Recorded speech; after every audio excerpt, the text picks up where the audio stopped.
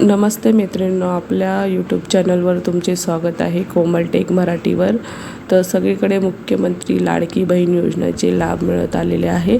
तर सर्वांनाच माहिती होते 31 ऑगस्ट हा महिना लास्ट आहे, पण आता मुदत वाढवण्यात आली आहे। तर त्याच्यासाठी नवीन अपडेट आलेली आहे मैत्रिणींनो, तर तेच तुमच्यावर मी शेअर पण केले। स्क्रीनवर तुम्ही बघू शकता 30 सप्टेंबर करण्यात आलेली आहे मैत्रिणींनो।